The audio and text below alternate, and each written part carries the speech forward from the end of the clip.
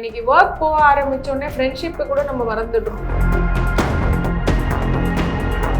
தூக்கம் குறைச்சாலே பசி ரொம்ப இருக்கும். ரொம்ப கிரானிக் கண்டிஷன்ஸ் எல்லாமே கூட ஸ்ட்ரெஸ்னால தான் வருது அப்படிங்கிறது ரிசர்ச் சொல்கிறாங்க. வெயிட் கெயின் இன்க்ரீஸ் ஆகிறதுக்கு வேர்ல்டு வைட் ரிசர்ச் காரணம் ஸ்லீப் அஃபெக்ட்னு சொல்கிறாங்க. இன்னைக்கு wellbeing R the happiest country, happiest இதுன்னு ரிசர்ச் பண்ணும்போது இந்தியா ரொம்ப பின்னாடி இருக்கு. ஜென்ரலாக இப்போ உங்களுக்கு ஒர்க் ஸ்ட்ரெஸ்னால என்ன மாதிரியான பாதிப்புகள் ஏற்படுதுன்னு கேட்டால் மெஜாரிட்டியாக சொல்கிறது 3 விஷயம் தான் மேம் இருக்குது. ஒன்று, எனக்கு வெயிட் ரொம்ப இன்க்ரீஸ் ஆகிடுச்சு அப்படின்றாங்க. இல்லை ஹேர் லாஸ் ஆகுறது, அது ஒன்று சொல்கிறாங்க.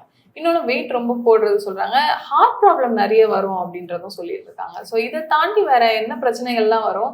ஏன் இந்த 3 விஷயம் ரொம்ப அதிகமாக அஃபெக்ட் பண்ணுது ஒர்க் ஸ்ட்ரெஸ்? இல்லை, நான் சொன்னேன் இல்லையா, இன்னைக்கு வெயிட், அதான் நான் என்னோட ஸ்பெஷாலிட்டியே ஒபிசிட்டியில தான் ரிசர்ச் பண்ணிட்டு இருக்கேன்னு நான் சொன்னேன். ஸோ அப்படி இருக்கும்போது இன்னைக்கு வெயிட் கெயின் இன்க்ரீஸ் ஆகிறதுக்கு வேர்ல்டு வைட் ரிசர்ச் காரணம் ஸ்லீப் அஃபெக்ட்னு சொல்கிறாங்க. நீங்கள் தூக்கம் குறைச்சாலே பசி ரொம்ப எடுக்கும்.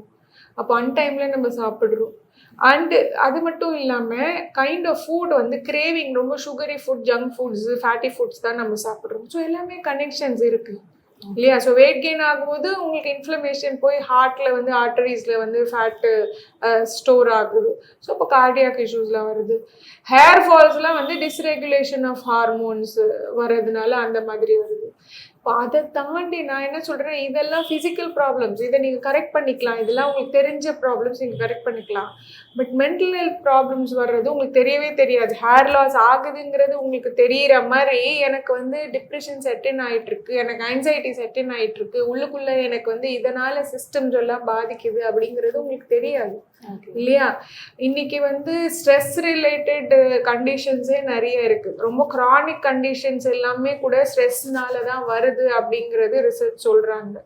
ஸோ அப்படி இருக்கும்போது இதெல்லாம் இன்விசிபிள், உங்களுக்கு தெரியாத ஒரு விஷயங்கிறதுனால ஐ திங்க் நீங்கள் தான் கான்ஷியஸாக அதை நோட்டீஸ் பண்ணணும். ஸோ அதனால் நம்ம என்ன பண்ணணும், ஸ்டார்ட் பண்ணும் போதே மைண்ட்ஃபுல்லாக ஸ்டார்ட் பண்ணணும். இவ்வளோ தான் பண்ண போகிறோம், இவ்வளோ டைம் தான், இவ்வளோ தான் எடுக்கணும், இவ்வளோ தான் பண்ணணும் அப்படிங்கிறத நீங்கள் அண்ட் உங்களுக்கு தெரியுது. மேடம் இன்னைக்கு நான் சொன்ன மாதிரி ஒன்ஸ் இன் அ வயல் நீங்கள் கொஞ்சம் எக்ஸ்டெண்டடாக ஒர்க் பண்ணலாம். இப்போ டெட்லைன்ஸ் வருது, இல்லை அக்கௌண்ட் இயர் எண்ட் வருது, அப்போ நம்ம பண்ணணும். இல்லை ஒரு ஃபெஸ்டிவல் டைமில் எனக்கு பிஸ்னஸில் ரொம்ப ஜாஸ்தியாக இருக்குது அப்படின்னா ஐ திங்க் அதுக்கு ஈக்குவலான பிரேக் நீங்கள் எடுத்துக்கணும். இப்போ தீபாவளி வருது, அப்போ பிஸ்னஸ் ரொம்ப ஜாஸ்தியாக இருக்கும் அப்படின்னா okay, you can work. But அதுக்கப்புறம் நீங்கள் பிரேக் எடுத்துக்கிறீங்களா, that is more important. So அதுதான் ஒர்க் லைஃப் பேலன்ஸ் அப்படின்னு. இட் இஸ் நாட் லைக் யாரும் உங்களை ஒர்க் பண்ண வேண்டாம்னு சொல்லல, but somehow you try to strike a balance ன்னு தான் சொல்லிட்டு இருக்கோம். ஓகே மேம், இப்போ கவர்மெண்ட் அண்ட் லா சைட் பார்த்தோம்னா ஒரு நாளைக்கு 8 hours ஒர்க் பண்ணோம் அப்படின்றத சொல்லியிருக்காங்க. அதுக்கு மேலே ஒர்க் வாங்கக்கூடாது அப்படின்றதும். இதை தாண்டி கவர்மெண்ட் சைட்லேருந்து என்ன ஸ்டெப்ஸ்லாம் எடுக்கலாம்? ஐ திங்க் கவர்மெண்ட் சைட்லேருந்து இன்னும் கொஞ்சம் ஸ்ட்ரிஞ்சன்ட் ரூல்ஸ் எடுத்துகிட்டு வரணும். எல்லாமே பேப்பரில் இருக்குது. ஐ திங்க் லேபர் இதில் யூனியன்ஸ் இருக்குது, எல்லாமே பண்ணுறாங்க. பட் மற்ற இடத்துல எதுவுமே இல்லை. ஸோ ஐ திங்க் கவர்மெண்ட் கூட கொஞ்சம் ஹெல்த் டிபார்ட்மெண்ட் ஸ்பெசிஃபிக்கலி என்ன சொல்கிறது, மக்களுடைய நலனை கருதி இந்த மாதிரியான ஏதாவது ஒரு பாலிசிஸ் அண்ட் ரெகுலேஷன்ஸ் அவங்க காமனாக கொண்டு வந்தால் தான் எல்லாரும் ஃபாலோ பண்ணுவாங்க. என்ன கேட்டால் எப்படி கோவிட்ல லாக்டவுன், இத்தனை மணிக்கு இவ்வளோ மணி நேரம் தான் கடை வச்சிருக்கணும், இவ்வளோ மணி நேரம் தான் ஒர்க் பண்ணணுங்கிற மாதிரி ஏதாவது கொண்டு வந்தாங்கன்னா then I think overall wellbeing develop ஆகும் இல்லையா? இருக்கலாவே கொஞ்சம் இன்னும் நல்லா இம்ப்ளிமெண்ட் பண்ண பார்த்தாலே. ஆமாம். ஸோ அப்படி இருக்கும்போது என்னென்னா ஃபேமிலி டைம்னு ஒன்று இருக்கும், சில்ட்ரன் பாண்டிங் இருக்கும், ஒருத்தரோட லைஃப்ல என்ன நடக்குதுன்னு தெரியல. இன்னைக்கு ஒர்க் போக ஆரம்பிச்சோடனே ஃப்ரெண்ட்ஷிப்பை கூட நம்ம மறந்துடுறோம் இல்லையா? எல்லாரும் பிஸியாக இருக்காங்க. ஸோ அப்போ அந்த ஹியூமன் டச்சு டோட்டலாக போயிடுறதுனால இதை கொஞ்சம் ஐ திங்க் கவர்மெண்ட் சைட்லேருந்து கன்சிடரிங் த வெல்பீயிங், இன்னைக்கு wellbeing R the happiest country, happiest இதுன்னு ரிசர்ச் பண்ணும்போது இந்தியா ரொம்ப பின்னாடி இருக்குது.